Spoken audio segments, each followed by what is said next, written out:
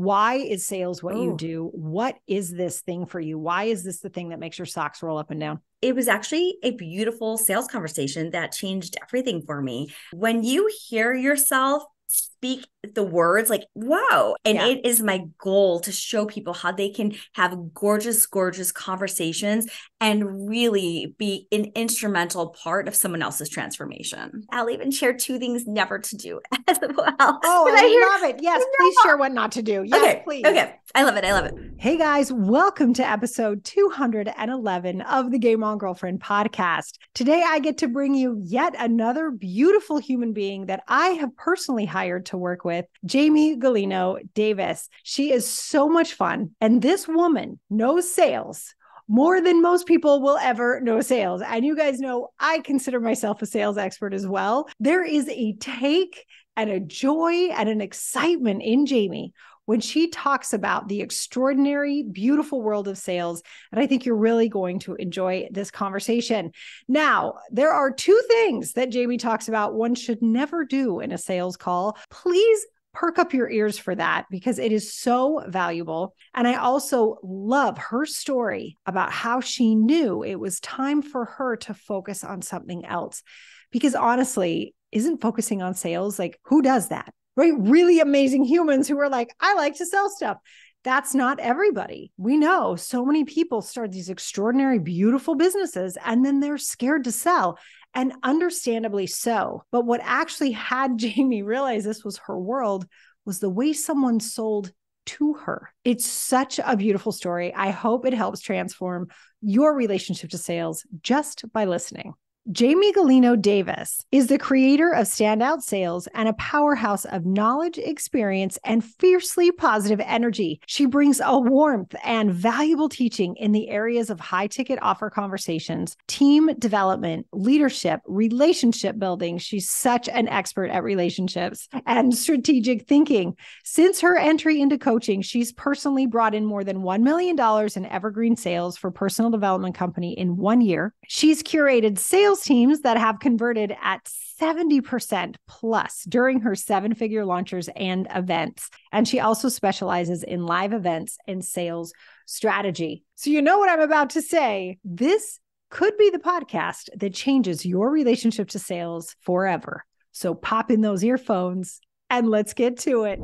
Jamie, welcome to the Game On Girlfriend podcast. I think I might jump out of my seat. I am so excited you're here. Yeah, I'm excited to be here, Sarah. Please don't jump out of your seat. No accidents this morning, okay? I don't know. Who knows what might happen? Might be funny. Anyway, oh my goodness. Well, this is just such a joy and a treat. And I have a feeling our girlfriends are going to love everything that's about to happen. But I've introduced you in the intro. People know who you are now, but I would love to hear from you, right? We have people listening who are trying to figure out who the heck they are on the planet, what they can do to be the best versions of themselves. And so, especially when it comes to sales, right? People get freaked out. So I really want to dive in with you here. Why? Why is sales what you do? What is this thing for you? Why is this the thing that makes your socks roll up and down? So we are like diving in right away. I usually share this while I'm like warmed up here. I like it. All right, I'm going to be like really honest here because sales and everything about it really changed the trajectory of my whole entire life. So long story short, it's a podcast that we don't want to go on for like hours, weeks, and months, but I did the traditional gigs, went from like undergrad through graduate school and then right into the corporate world. And then around 6 years ago, I was doing great in corporate, except I was so unhappy. The truth is, I got to this point where I wasn't showing up as the best version of myself. And I'll share more about that here in a second. But I was really top of my game in corporate in Buffalo, Niagara, where I am, top 4% in the industry, number one at my company numerous times when it comes to sales, both in dollar volume and units sold, involved in many organizations. And things were changing for me. I was part of a culture I no longer enjoyed. And there were a lot of people saying things like, oh, you're playing in the boys club. Oh, you no longer like the 9 to 5, because we hear things like that, right? And you're like, yeah. But what happened and why sales and why I love teaching sales and training everyone when it comes to sales is because it was actually a beautiful sales conversation that changed everything for me. I was talking to someone and they were asking questions like, Jamie, when was the last time you went on, a date with your husband? Jamie, Oh, yeah. Oh, like the that one. questions, right? Oh, it gets better. It gets better. Jamie, if you're working, on the weekends, who's bringing your children to family events, to birthday parties? And all of a Mm, sudden, I mm, realized I was that person that, was doing very well financially. I was invited to all of the like suites and given theater tickets and all the cool parties and yes. everything. But I was not showing up as the mom that I wanted to be. I was not showing up as the wife I wanted to be. I was not Mm. showing up as the best version of myself.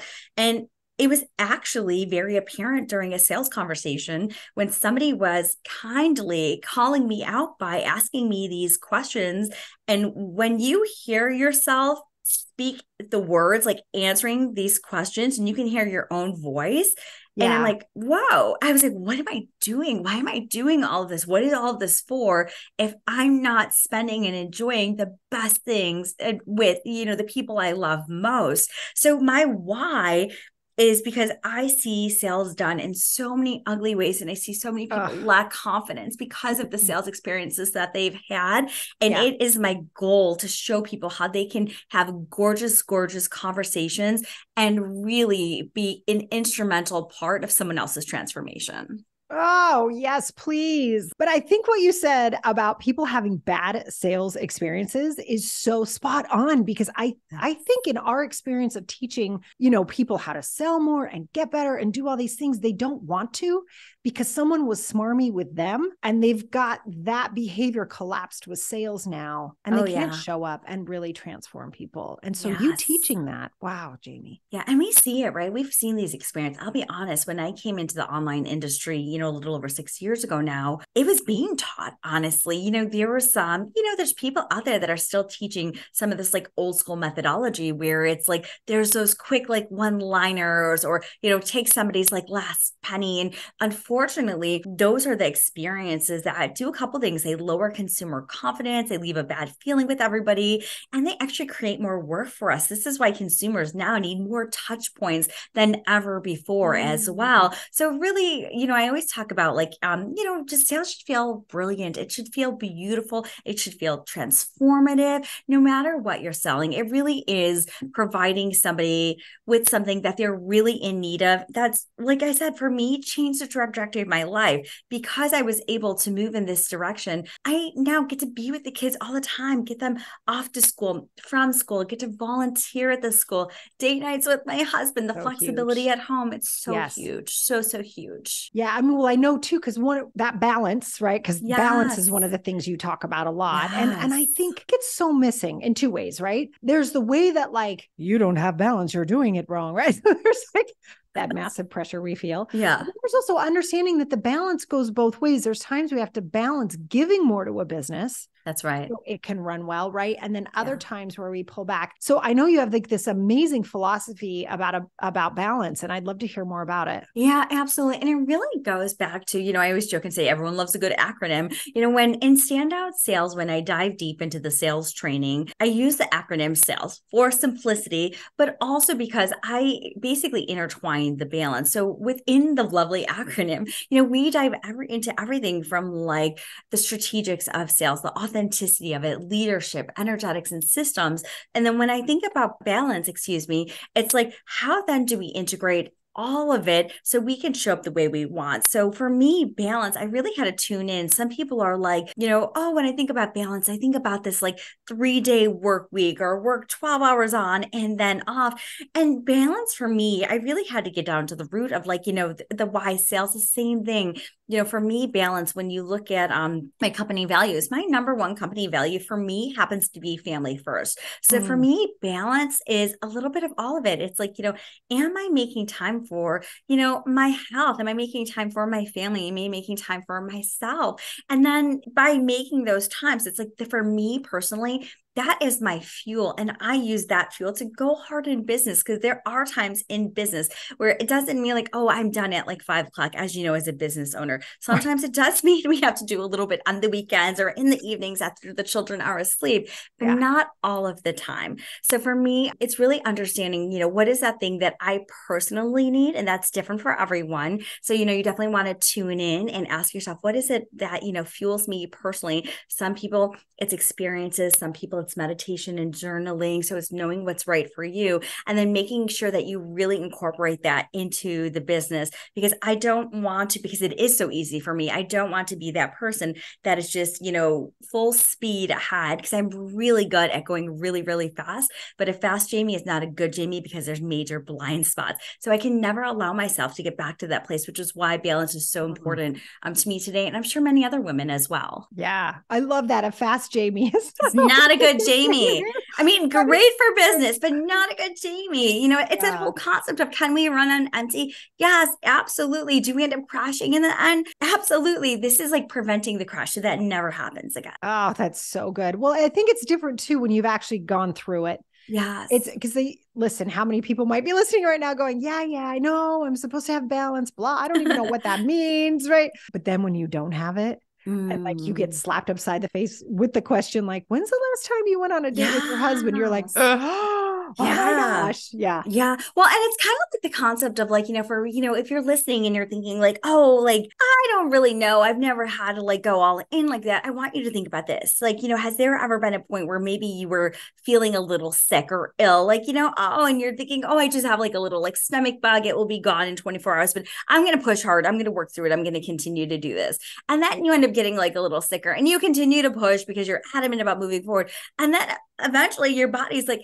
hey, I've been trying to tell you I'm not feeling well. And you totally get like shut down, right? Yeah. It's that same concept. It's just like elevated, right? And it's like, this is all about like listening, being very intentional about what we're doing, how we want to show up, and really prioritizing whatever that balance is for us. Because the second, and it's so easy to slip too, right? It's so easy to get out of like that routine and slip or be excellent for 2 weeks. And then, be like, oh, what happened there?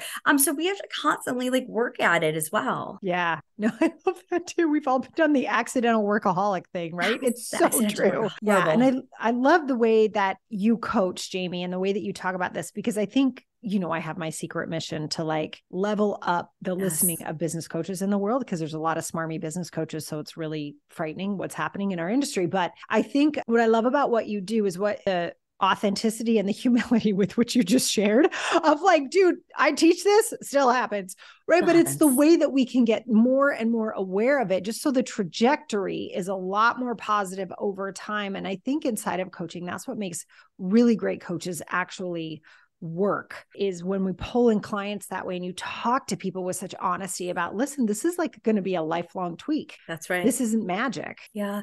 That's what, right. And that's what we talk about too. In a lot of my training, when we dive into like the energetics of sales, I really dive deep into the sales conversation, because when you just brought up authenticity, right? And we want to be, one thing I say is, no matter how much growth I've been able to experience, I'm always going to be vulnerable. I'm always going to be absolutely honest, because I am so over seek the social post, of like how fabulous like someone's life is. And we know what's happening behind the scenes, right? I think it's important to like, be real. I know you and I often joke, if we're going into a meeting or touching base, and I'm like, okay, working online, that means like 2 minutes ago, I just had a quick like bio break, and we let the dog out, and I switched laundry, and I grabbed the mail, and okay, go into business. And it's important to, be real and showing like what it really takes to have a successful business and household. But I would love to touch base if you're open to it, because I think there's a lot of listeners, and I want to talk about a little bit more of that authenticity piece when it comes to sales and the sales conversation. Are you open to it? Let's go. Wow. Oh, I love this. So we kicked it off, and you were saying, oh, that slimy like salesperson and like things like that. Unfortunately, those experiences are real, and they happen. And because of those, there's two things that take place. One, there's a lot of people that unfortunately have a negative connotation associated with sales. And I think the other thing is, there's a lot of people that lack confidence when it comes to selling, their own product or service, or, even just promoting themselves. themselves. And what's interesting is a lot of times I'll go into these trainings and let's say there's a room of 100 people and I'll say like, raise your hand if you're actively having sales conversations. And maybe I'll get like 17 people or so that raise their hand. I say, okay, now I want you to raise your hand if you're hosting workshops, webinars, doing any speaking from stages, any kind of social posts, sending out like emails, and let's say like 95 people like raise their hand out of a room of 100. And I'm like, you're having active sales conversations. And everyone's like, that, Jamie. What? Like, well, and I'm like, yes. So I think it's so important to realize that sales conversations are always happening.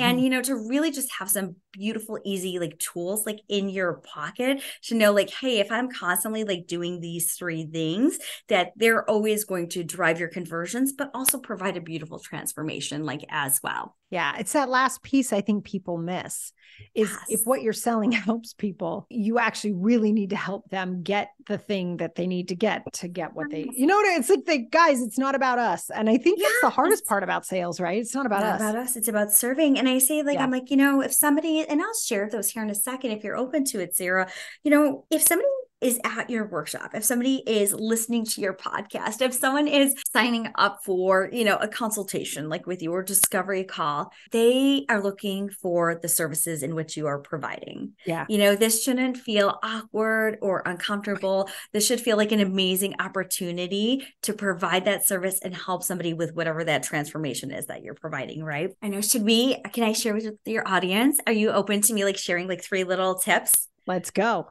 I love it. I love it. Okay. So 3 quick things. Always remember. So if you are uncomfortable in sales, or if you're saying like, hey, Jamie, something's happening, I get on these calls and they're just not converting or people aren't buying and I don't know what's going to happen next. 3 quick things, easy tips I want you to do. And you know what? I'll even share 2 things never to do as well. Oh, I love it. Yes, please share what not to do. Yes, okay, please. Okay. I love it. I hear these things and it's like cringeworthy. I'm like, no, but people just don't know because they're not properly taught. Okay. So 3 super easy things to always do. When you are, whether you're going into a room or going into a sales conversation, workshop, webinar, whatever that is, please take 3 to 5 minutes to build rapport. And, hey, how are you?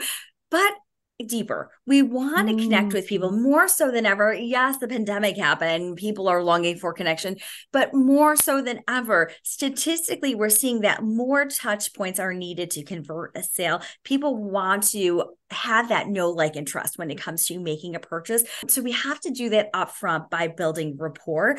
And this means learning a little bit something about your audience. Maybe it's like, where are you guys from today? Who traveled the furthest? If you're having a one-on-one with someone, ask them like upfront, like things that are intriguing to you, things that are fun about like the conversation. If they're a parent, if they love to travel, their favorite meal to cook, like learn something outside of the norm that you can find a quick connection with. Rapport is super duper important. And the other thing rapport does is it really kind of knocks down that apprehension wall. Any like discomfort or nervousness going into that conversation, it kind of just eases it up, right? And think about this. It's like you walk into like a furniture store or car dealership, and within moments, you're like, okay, it's only a matter of minutes before somebody's going to approach me. Think about instead if somebody came up and said like, hi, what's your name? Hi, I'm Jamie. It's great to meet you. How are you doing today? Great. What has you here? Awesome. Take that time to like really establish rapport and just really get them to a comfortable place. Okay. Number 2. Oh, this is a must. Okay. For anyone that has a hard time for showing up as the authority, for anyone that has a challenging time for talking about the investment of something, anyone that has a challenging time staying on track. Okay. This is an absolute must no matter what you're doing. You want to frame your conversation, workshop, webinar, on stage, whatever, wherever you're in a conversation. And what I mean by this is, I would say, Sarah, it is so great touching base. You know what? I want to learn even more about you. So what we're going to do is take the next 30 minutes.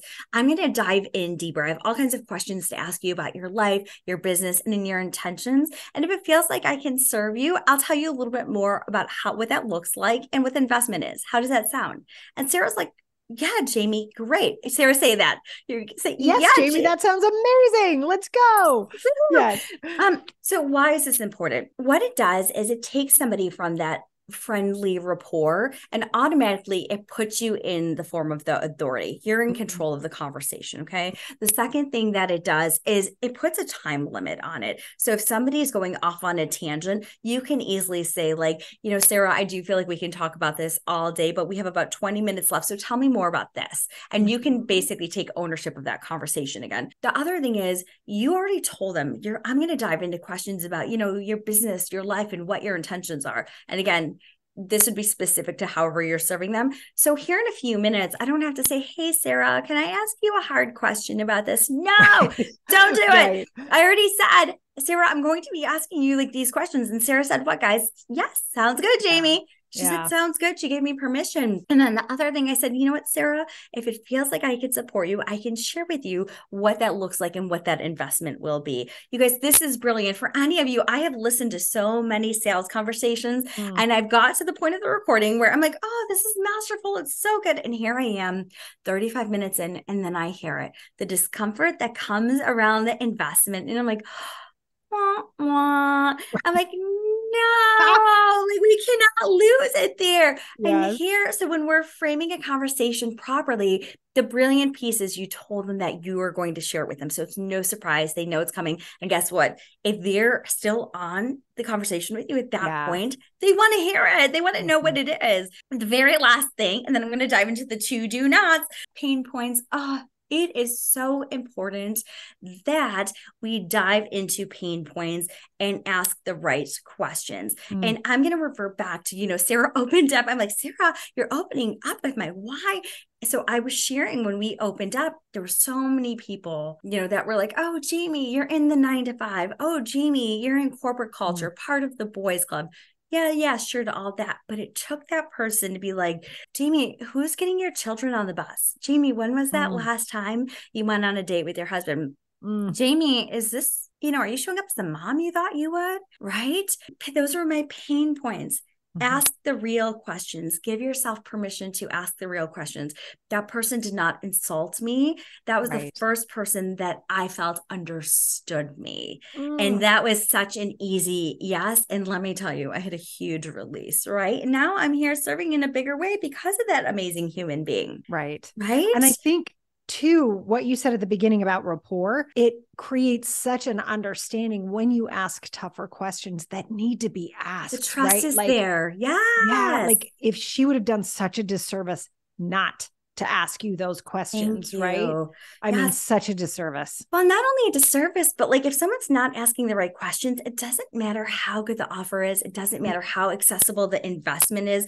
If I don't feel that I can trust that this service is going to truly help me out, I'm going to just say, no, thank you. We see people that ghost people on these calls, or they say, oh, let's do a follow-up, and it doesn't happen. They say, oh, I have to talk to somebody. And those aren't always true, honestly. The thing is, they really didn't feel that you really understood what was going on. So unfortunately for me in those situations, I'm just hopping on the next webinar or going to the next workshop or going back to my friend Google to find who could really help me. That's right. So we want to optimize when these people are in our account or we're in front of them on stage virtually or in person. We want to optimize this connection and really getting down to what's truly going on, because they're there because they want your support. Yes. They actively sought it out, actually. They actively sought it out. Yeah. I mean, can we just be honest for a second? It's scary to book those discovery calls as the person who may purchase, right? There's I have such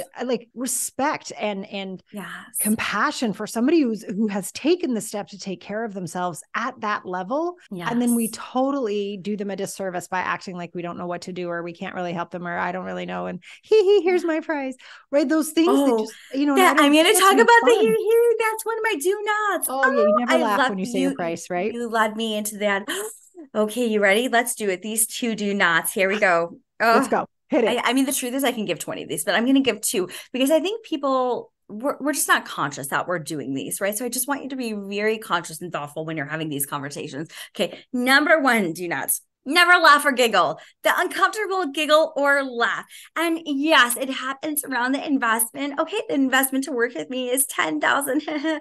I'm like, okay, yeah, no, it's not. You just said that for the first time ever. People, practice your investment, look in the mirror, look in your smartphone, do what you need to do, say it, say it, say it. So when you're talking to someone, it is so beautifully confident. The other place to never laugh or giggle, and I hear this off all the time, is, as human beings, and it's great, humanity is beautiful. We often want to cushion discomfort for people. So let's say Sarah was just sharing something like awful with me, and and I'm gonna be like, it's okay, or no, it's not okay. She's there because she's not okay and she needs help and she's asking for me. Like, we do not want to ever giggle at someone's pain. And we do it. I'd like to think we do it unknowingly. We do it because it's our own kind of like coping mechanism. So just be very thoughtful. Take your own breath and just be a beautiful, beautiful listener. The best thing you can do in so many of these situations, like, if someone's expressing their pain, is to actually hold space for them, and so to think about, instead of when somebody was like, Jamie, are you showing up as the mom that you want to be, and me being like, oh, I don't, and think about if they were like, it's okay. You know what? I get it. We're all busy. Life happens. I would have lost that emotion. Right. Right. But instead, and you needed to feel it. I needed to feel it. Yeah, instead, like, give that person that space. Let them feel it. Let them hear their words. Yes, it might be uncomfortable. It might be the longest 2 minutes you've ever experienced, but people need that outlet and that opportunity to feel that emotion. Okay. And then the other thing, super easy. Ready? This is like a do not do. Please do not do. Like, often when people will ask me to review their sales conversations, so I'm like, Jamie, I don't know where it's going wrong. And I'm recording these things and my husband hears me and he'll be like, what are you yelling at, Jamie? I'm like, oh my gosh, I don't even know. I'm so passionate about this. So it's so easy for us to use comfortable transition words like cool, awesome, okay. Like, so what will happen? Oh, Sarah, you just did a good job. Sarah, do your again. Oh gosh. Yes. That is so good, Sarah. That's what you need to do. Okay. So people will be, talking about, loss of money. They'll, I don't have my ideal clients, what this means for them, that they're not as far enough along as they thought they would be at like this time. They're not healthy anymore. They have no energy. And we want to say like, awesome, cool. Okay. Cause you're transitioning, going on to the next question, but they're in it. And people naturally would say like, awesome, cool, great. I'm like, oh, it's not cool. It's not awesome, cool, or great. Awesome. Right. Yeah, this is okay. And I'm sharing this with you because these are little tiny tweaks. When you're really working on building your confidence around the sales conversation, because now you know how beautiful it is, how transformative it is. These little tiny tweaks, really just allowing yourself to be in that moment, have a beautiful conversation, really, again, could change the trajectory of somebody's like future for them. Absolutely. And I think this is why I always say business growth is personal growth, because to hold that space for someone else and let your own discomfort do what it needs to do so you can be there for them. Absolutely. I think that is one of the most powerful skills we can have as human beings in every area of our lives. Very powerful in sales, but in every area. When your kid comes in and talks about their day and they're upset, the last thing you want to do is go, okay, cool. What do you want for dinner?